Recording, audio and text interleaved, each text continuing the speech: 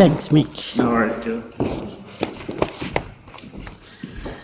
I was nearly going to grab the mic then, but I don't need to by all accounts. Mick, thank you for that introduction, and I want to thank Barwon Health for asking me to come and talk to some people down here today. Before I begin, I'd like to acknowledge that I am on Aboriginal land, the land of the Wadawurrung people, and pay my respects to their elders past and present. I was noticing when Mick was standing up here talking, he leaned against his pole a bit, and I thought, well, how strategic is that? It's quite awesome. I like it. So the pole is a good idea. But this afternoon I want to share a bit about my journey so far as the Treaty Advancement Commissioner, and where we are, how far down the track are we, and what's our next moves. I want to talk a little bit about what treaty or treaties could offer all Victorians, not just Aboriginal Victorians, and then I'm happy to take questions either at the end or throughout the presentation. So, and I'm assuming everyone in the room, and I note some people that I've met before, have probably heard this speech before, or parts of it anyway, so just bear with us. I'm assuming everyone in the room is aware of Aboriginal Australia, how long we've been here, and some of the struggles we face. But, you know, Aboriginal people have inhabited Australia, and the current scientific figure is over 80,000 years. And that's quite a long time when you look at the scope of time. But in some of our oral histories that tells us as Aboriginal people that we've been here since the beginning of time. And I think that's quite telling. In this time, we as peoples, we survived. And a lot of people don't fully understand this. When you say 80,000 years or the beginning of time, people can't visualise or understand how you connect that to time. But, you know, our people, we survived the end of the last ice age. You know, that's a long time ago. We watched as glaciers retreated in this country. And as the glaciers retreated, they isolated us from the rest of the world. And it was a harsh environment that traditionally Aboriginal people had to survive in. We faced massive changes to the land, to the animals, to the flora. We developed the massive changes. I mean, I just want to talk a little bit about that, the massive changes. I mean, my ancestors hunted megafauna. So they hunted giant kangaroos and wombats. My ancestors and Mick's ancestors also from Gunditjmara country, they witnessed volcanoes erupting in this country. And two extinct volcanoes, Mount Eccles and Tower Hill. So, you know, we have survived a lot of natural hardship. But as a people, we developed knowledge and relationships with our lands. We had to do that to enable for us to survive in such harsh conditions. We adapt and we excel in some of the harshest environments in the world. And some of our people today, we still maintain this knowledge, the knowledge of fire farming, the knowledge of how to respect and deal with what Mother Nature throws at us. We maintain those knowledge systems today, which enrich in our cultures as well as cultures from around the world. But something catastrophic happened that we almost didn't survive. Just over 200 years of colonisation attempted to wipe out our connection to our lands, our connection to our way of life, our connection to our country, and our connection to our cultural beliefs and our traditional ways of doing business. So our peoples almost didn't survive the impacts, the brutal impacts of colonisation. And we did resist. There are historical records that talk about the resistance that in the early days of colonisation that our people put up. One example is the Umarella Wars. And this struggle continues today, but in a different format. Now, we can talk about all the atrocities that colonisation threw at Aboriginal people. We can talk about how our people were rounded up and put on missions. We can talk about how they tried to sever our elders from practising and passing on that culture and knowledge through those missions. And I think it's important that we talk about those issues. I think it's important that Australia talks about our shared history, but not to elicit sympathy. The reason I share these stories is not to elicit sympathy, but I share them because we don't talk about it enough. For the past 200 and something years since colonisation, the Australian authorities have swept under the carpet the impacts on us as a peoples through colonisation. We don't tell the truth in this country. We deny the truth. We don't acknowledge that there were crimes against humanity committed in this country.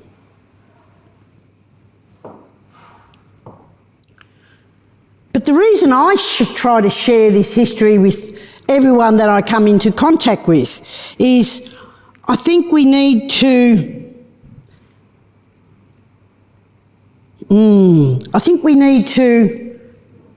explain why a treaty or treaties are needed. And if you don't know the history, the brutal history of colonisation and the impacts that it had on our people, then a lot of people would say, well, why do we need treaties? I'm not sure whether anyone in the room is aware that, I assume you would be, that Australia is one of the only Commonwealth countries that does not have a treaty with its First People. And in a country that has such great wealth, we're not a third world country. We have a diverse and thriving multicultural society.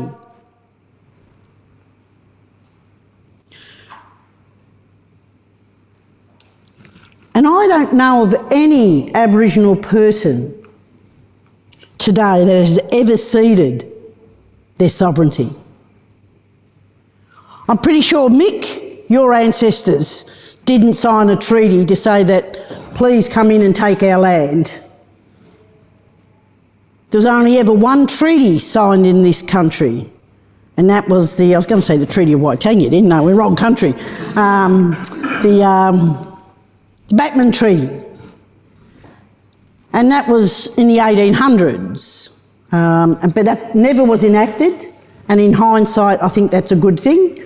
The local Aboriginal people actually got dudded, big time. So we never have ever ceded our sovereignty, any Aboriginal person in this country. And that's a big thing. You know, Australia was colonised on a lie. It was colonised with the concept or the notion that Australia was terra nullius. The high courts, the Mabo high courts, overturned that concept of terra nullius, but nothing ever eventuated out of that from recognising that, yes, hey, there were Aboriginal people that lived, there were human beings that lived on this continent before any non-Aboriginal person came, whether it's Captain Cook or whether it's the Dutch or whoever else have claimed to, came to Australia first. We did. So I believe it's time for Australia to correct this injustice. It really is. Now, at the Commonwealth level, the current Commonwealth government do not support treaties with First Peoples. If it's in another country, they do, but not in their own country. So I think the time is right for us, now that we have a government that has said, let's explore what treaties, if we can achieve treaties in a state level. I believe treaty or treaties is about the fundamental change in how we are recognised in our own country. I believe treaties can deliver this recognition. It's about the recognition of our sovereignty and our inherent right to self-determination. It's about truth-telling and acknowledging the impacts of colonisation. It's about acknowledging that this land was taken from Aboriginal people. It's about our renewal as a peoples through wealth creation and empowerment, both economic and physical. Treaty can do this in so many ways. It can do this through truth-telling. It can do it through land buybacks, because treaty cannot be about people's private land. That needs to be emphasised. It's not about anyone's farm, anyone's house, or anyone's business. It cannot be about private land. So you have to look at ways how, because treaties have to be about land, reparation,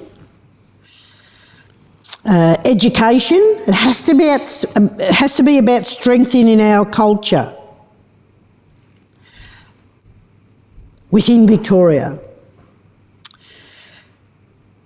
We have the oldest living culture on earth. We have it in your backyard. We have language. We have our elders, our songs and our dance and our cultural beliefs. And some of us, not all of us, but some of us are strong in those practices today. And some aren't, but that's an impact of colonisation. I mean, I would love to see a world where our language is taught in schools, where you see our culture in the landscape.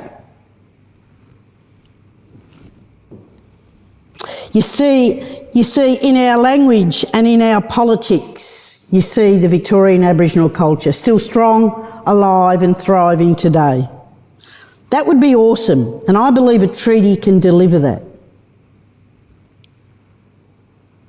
Just recently I had the opportunity to go on a study tour to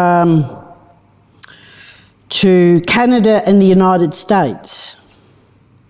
We met with First Nation leaders who have negotiated modern day treaties,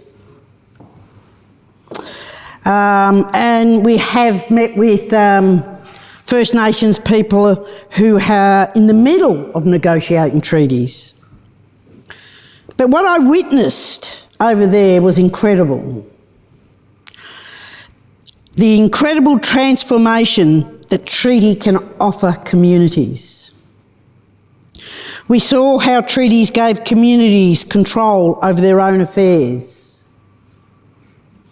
how they can embed culture in their social services.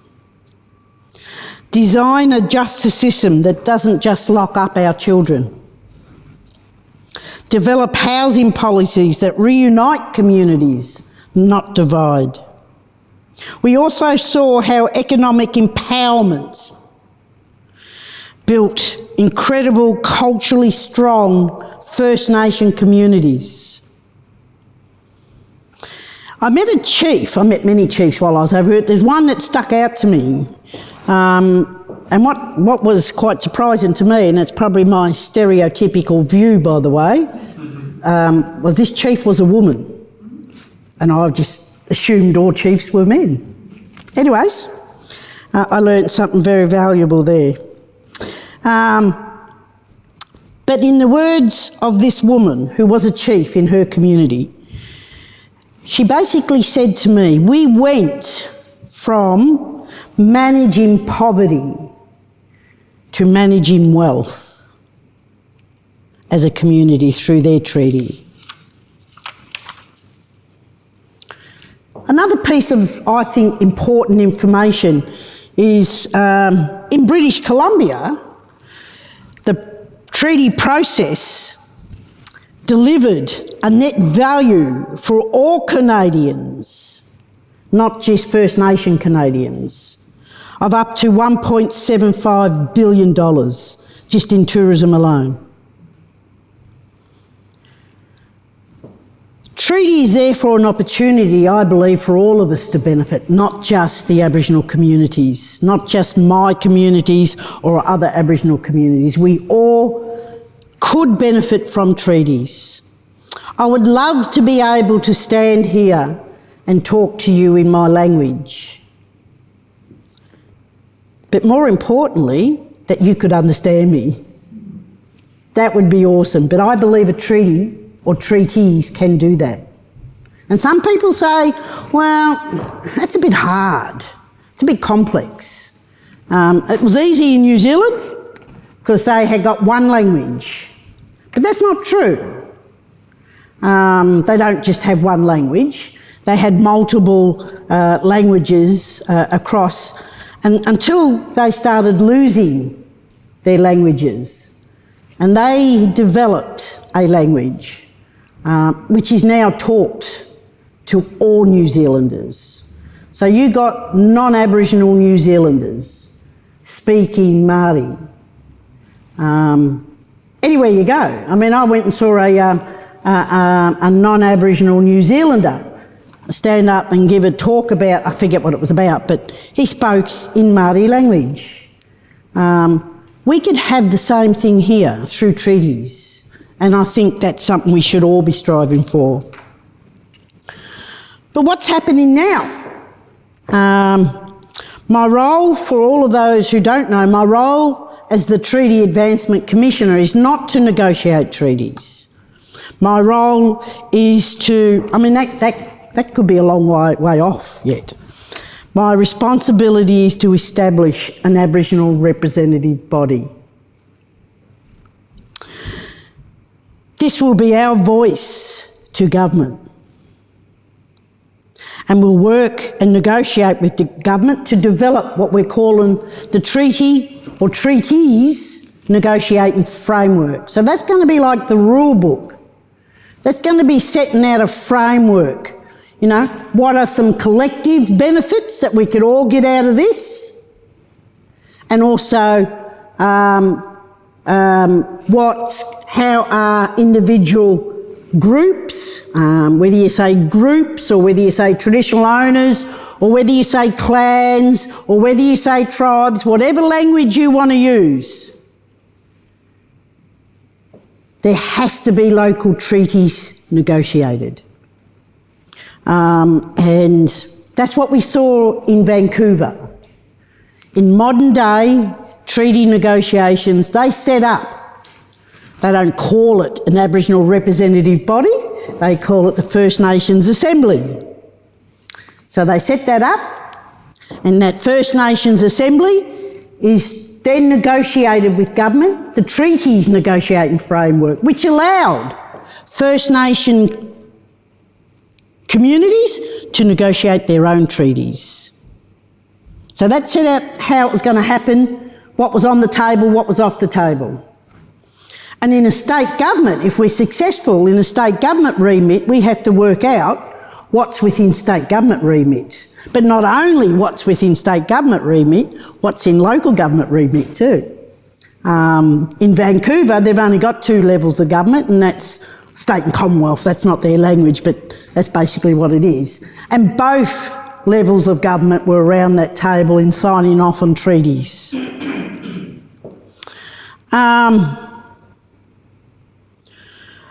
My role is to build this representative body that is, as much as possible, culturally strong and culturally appropriate.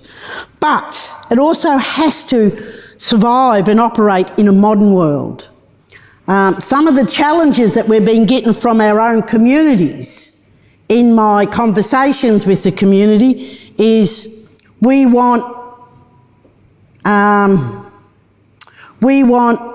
everyone to have a voice around that body. You know, there's 50,000 blackfellas in Victoria. There's 28,000 that are eligible to vote. So we can't have a negotiating team to develop this framework with 28,000 people. So we actually have to have some sort of mechanism to allow that to happen. And so some people are saying we want every family group to be able to sit around that table. So, but it's not practical, it won't work. We struggle to find out how it's going to work in a modern world. If, 220 years ago, if the authorities said back then, let's negotiate treaties before we plant this flag, it would be so simple and easy to know who you go and talk to. Who are the, we don't use the language chiefs, but who are the elders? Who can sit round that table and negotiate with the authorities? It was very clear 230 years ago, but it's not clear today in a modern world. And that's because of colonisation. So the task of setting up this statewide body, which is foreign anyways, in our culture, we never had a need for a statewide voice. We didn't have a state. And it has to be practical and has to be able to make decisions. So we had some very clear guidelines from the community about what we need to consider and develop in what I call now the ARB, the Aboriginal Representative Body. The body will be democratic, elected. We will be going to the polls, we as Aboriginal people, not non-Aboriginal people. We are, in setting up this body, we have to develop and design an election process. We've now released a couple of weeks ago our final design of the ARB, the Aboriginal Representative Body. We're currently still out for in there, so you can free to take one. It shows you how many's going to be on it, what their role is, how we're going to elect them. We're also having reserve seats. So the reserve seats is about recognise structures in Victoria through state legislation, whether that be the Traditional Owner Settlement Act or whether that be native title legislation. There are groups that have formed over many years and fought for their recognition. They need to be included in the design of an ARB, which we did. So have a look at that, and we've got till the 28th of October if you want to provide any comments. And if we get the right people on the ARB, our treaties negotiating framework will get that right. That's the important document. Just recently this year, the state government introduced a bill to Parliament. That's the Advancing the Treaty Bill. It's now an act. It got through Parliament. It got through Parliament with the support of the Greens and 2 independents.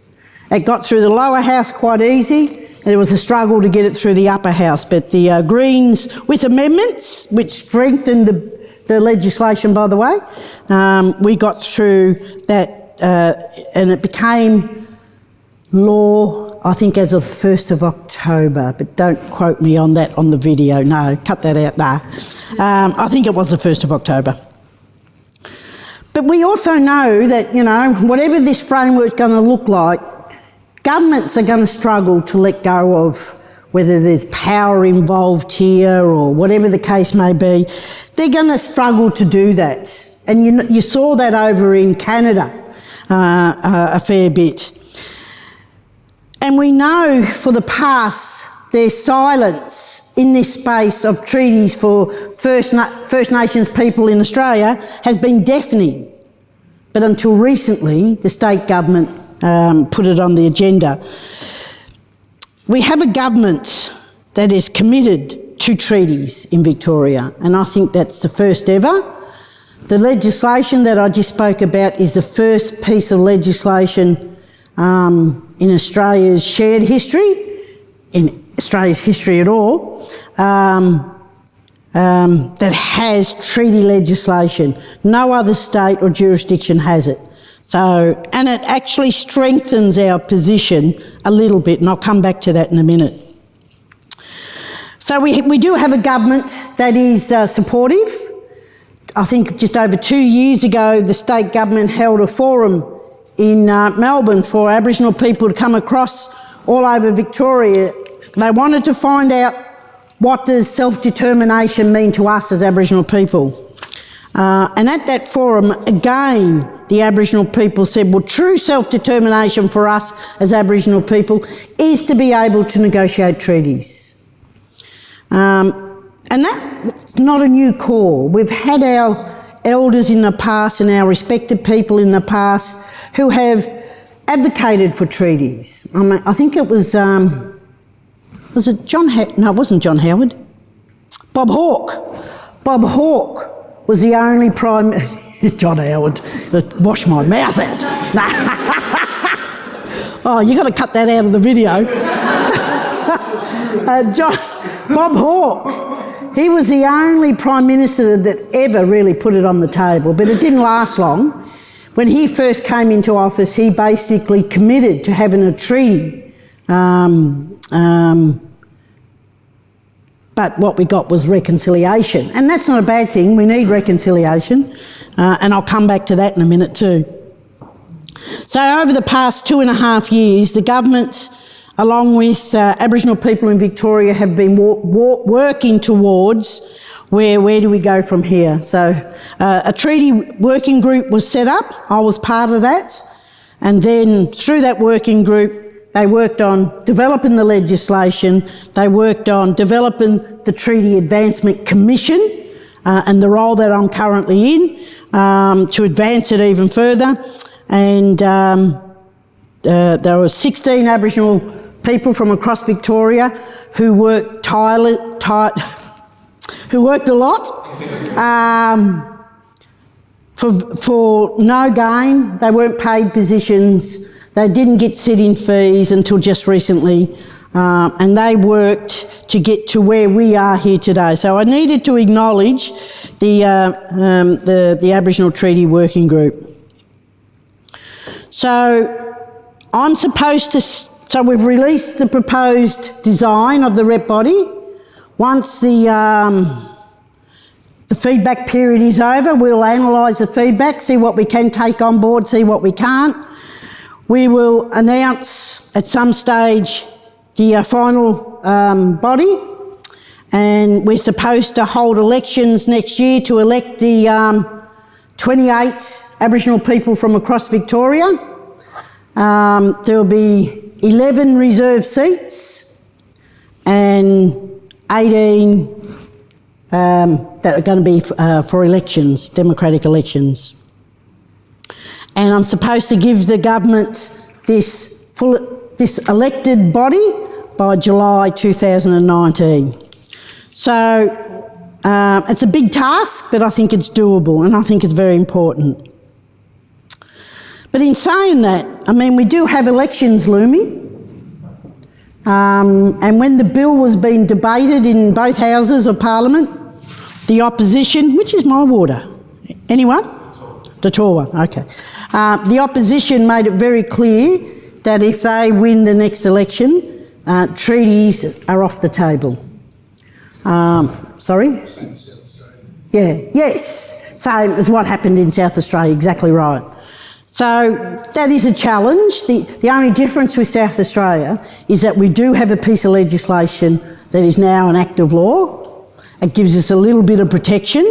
I mean, governments can repeal acts, we do understand that, but it's just a bit harder to do that than to come in and wipe out or squash whatever happened in South Australia. So we do have a little bit of protection there.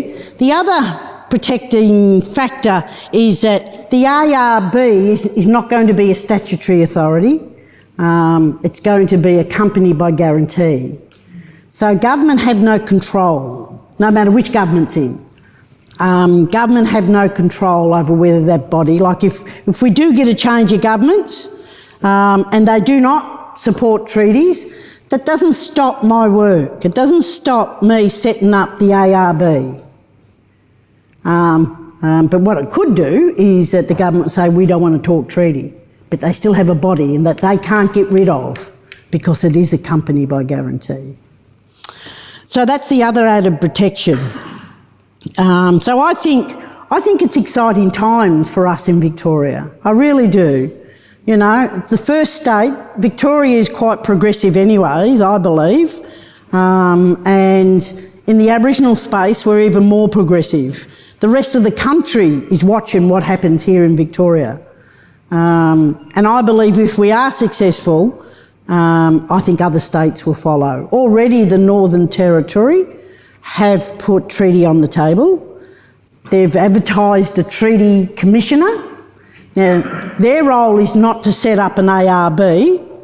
Their role is to, because they know who they need to talk to, so their role will be going to developing that framework, that treaties negotiating framework. So they're a little bit different to us. We didn't have a structure, so we needed to set up a structure, and then so treaties can be negotiated. So that's my role. I think we're coming to a bit of a... But I believe every Victorian has a responsibility to be involved, to keep yourself, to be involved in this process. Keep yourself informed and stay informed. And treaty is definitely not about... I spoke earlier a little bit about truth-telling. In Canada, they also had, apart from treaties, they had the Truth and Reconciliation Commission, which consisted of 5 commissioners. And one came out just recently, and I went to a forum where she was given a talk about what the Truth and Reconciliation Commission does in Canada, and I found it very intriguing. But telling the truth isn't about telling the truth to make people feel guilty or to make people feel, oh, my Lord, was that my ancestors that did that? It's not about that. It's about acknowledging the truth so we can all move on as a nation. The apology, I think, went a long way to telling the truth, but a lot more needs to happen. And all you've got to do is look at how truth-telling has been told around the world in other countries. When apartheid was abolished, because there was never a declared war in South Africa, like same as here, you couldn't hold authorities or people accountable for war crimes, but you can hold them accountable for crimes, well, not accountable, but to be able to do the truth hearings, what happened in South Africa. So a lot of those black South Africans got the opportunity to tell the world, not just South Africa, but to tell the world how colonisation impacted on them. So, but there's many ways. What I witnessed just recently up in, when that Truth and Reconciliation Commissioner gave a talk. She showed some videos about what they're doing over in Canada in that space. And, you know, there's plays, there's cultural talks, there's individual people, you know, First Nations people getting up telling their story about their experience in, what do you call them again? Their experience in boarding schools, not boarding schools, the, you know, when, yes, institutions where First Nations children were taken away from their communities and families. It's like the stolen generation here.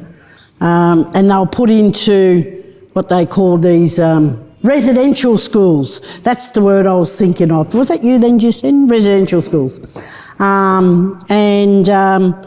A First Nations person, a man who would have been about 70, 75, got up and spoke about his experience in one of these residential schools.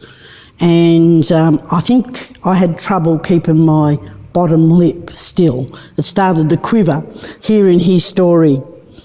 But I think it's important that it's not about blaming today's generation for what happened in the past. It's about acknowledging the past. And that's what I mean by truth-telling. I think it's time, you know, as I said, no one generation today is responsible for what happened in the past, but I think we're all responsible for what happens in the future. And I think it's time that we stop being bystanders in this struggle to achieve true recognition for Aboriginal people in this country. There is a wealth of knowledge, culture, history under your very nose, and we would like to share that, and treaties can do that. Aboriginal people need as much support as possible for treaty. We need for you to stay up to date. We need for you, if you support treaties, is to tell your local member of parliament, to have a conversation with your next door neighbour or your family or your work colleagues. If you support righting the wrongs of the past, then talk about treaty. It's really important that you do that. I think it's important that we explain to other Victorians that treaty has a lot to offer, not just for us as Aboriginal people, but most importantly, explain to the people that you come into contact with that we, as First Nations people of this country, have waited too long to right these wrongs of the past, and it's time for us to make a stand. I believe it's a time of great change. I believe it's a time of optimism. I hope that all will continue on this treaty journey with me. It's important that you do have a voice in this space. Completing the unfinished business is what we owe to all of our communities and all of our families, but more importantly, all of our children. We have come so far together, further towards treaty than ever before. I think we're on the cusp of something great. I believe Victoria can lead the way for the rest of the country, but we need all Victorians behind it. So, again, thank you for coming. Thank you for listening. Help yourself to one of these. There are, and if you're brave and bold, you can put one of these on your bumper bar. Hopefully it won't be vandalised, your car, but I don't think so. I've got one on my bumper bar, and every now and then I get a bit of a toot. So go for it. Grab one and put it on your bumper bar. Thank you very much for listening.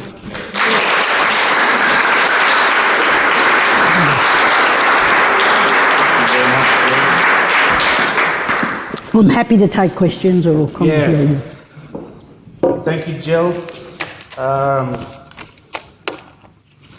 Would anyone like to ask questions of Jill? Greggy? There are a couple of examples of we're going to convince all Victorians to. Midday last Wednesday, Edwina was engaged with a 76-year-old white bloke who's got children and grandchildren, and Edwina was saying to him about her what can we do to engage with the Aboriginal communities in Gallagher, okay? So I don't sort of get them, we killed them all off. Got rid of him. His grandfather, he's a real right wing, he's part of the group, very right wing, so we've got a real problem there. Then there's another one that only happened this morning, and I think you'll laugh at this one. The black fella mate of the house, he's taken his son to the doctor and they're filling out the medical form and all that. And the doctor says to him, does it make your son Aboriginal? So now, is that ignorance? How are we going to, come give us a solution? How do we talk to people like that? They're not isolated, Jim, you know that. No. I'm not saying it. We certainly don't have our rose-coloured glasses on. I'm not saying everyone out there is supportive, and we do have a lot of people who have different views to us. I think it's showing the way. It's not about talking, it's about showing leadership. I believe that, where was it? I think it happened in Colac last year. I could be wrong, or it might have been early this year, where there was some, I don't know what you call the government area that deals with environment managing and, is it DELP? Yeah, DELP. They had to do some backburning or something in a particular area that was going to impact on some property owners, non-Aboriginal property owners.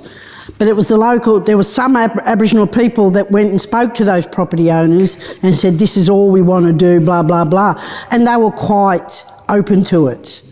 But I want to tell you a funny story, and I think this is how we do it. Just recently, I got to, in Gunai-Kurnai country in Gippsland, we have up near, just trying to think of the little town, it's up in the hills in Gippsland, I'll think of it, and they have up there, it's a small little country town, a lot of people, non-Aboriginal people who are retirement age, and we have a drug and alcohol rehab facility in this little town, up in the hill a little bit, but not right in town.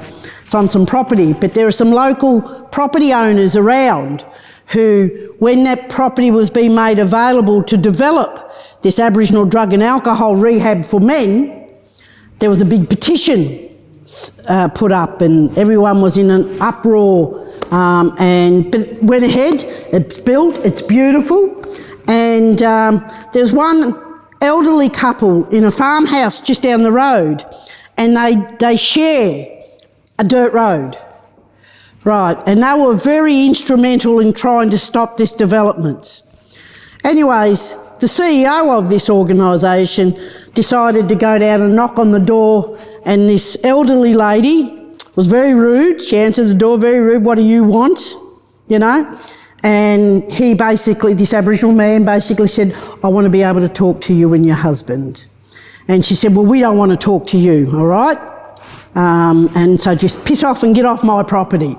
But he persevered and he said, look, can I just explain that we're now starting development up there. You're going to have a lot of big trucks going up this dirt road. She goes, oh my Lord. She goes, all my washing's going to get dirty now.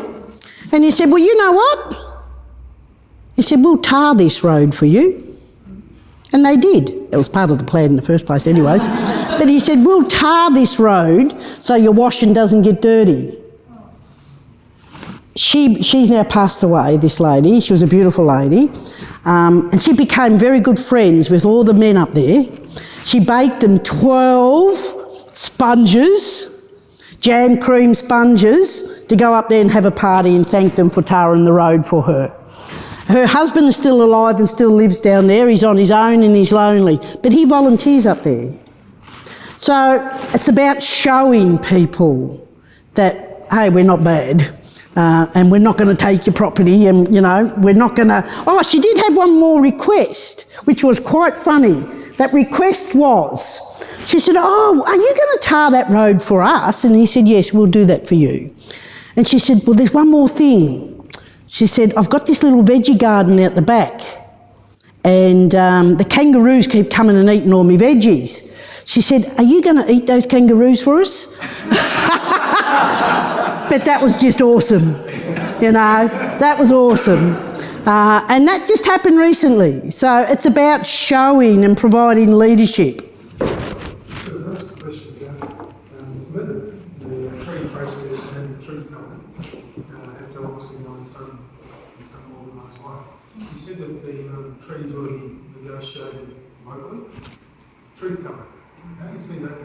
Yeah, well, that's now when I said I see treaties being negotiated, that's only my view. It might not happen that way. I don't know what the ARB are going to negotiate under that framework, but if I was making the decisions, if the government only accepted one treaty, I'd be walking away from that table, because we were never one peoples. And Mick would, sorry? I was quite blown away by what happened in Uluru. Yeah, A group of people who are, as you say, quite distinct.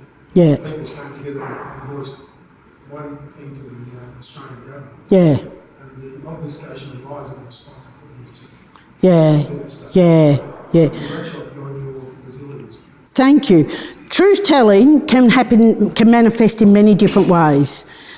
What I witnessed just recently, and it was a local Indigenous theatre company called Ilbidgery.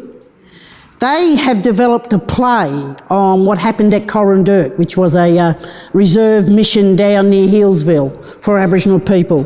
And they presented a section of that play, not the whole play, just a little bit of that play at this truth-telling symposium that I attended.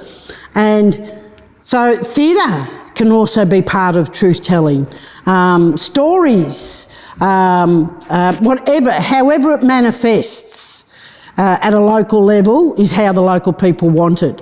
It's not up to me to decide that. But there has to be multiple treaties. And as for the Uluru Statements, what was asked for in the Uluru Statement, and that was a consensus right across this country, and to get a group of black fellas in one room to make one decision, it's never happened from right across the country before, and it happened at Uluru. And the Uluru Statement was mainly asking for a voice to Parliament, not in Parliament, and it was also asking for truth and reconciliation. Can I have this? Yes, you may. Treaty, but 2 weekends ago I had the privilege in Port Fairy Music Festival of listening to Deborah Cheatham. Isn't she beautiful? With it all sung in Language. And I was going to bring you a program. I did ask for an extra one because I forgot. But it was just nice to see this about 20 to 30 on the stage. Yes. And they all learnt the language. Yeah. And we had the English version Yeah. with it. Yeah. And we clapped till Deborah said, "That's it." And then she spoke for another 50 minutes just on thanking and explaining. Yeah. So you're a Mallards, isn't it? Yes, yes. So if anybody gets the chance to see, hopefully that was the first. And it was all Yes. Deborah Cheatham is a Yorta woman from up Shepparton Way, and she's a opera singer, a well-known opera singer, and she has, in Shepparton, developed the choir of Aboriginal children, and they just recently go into London.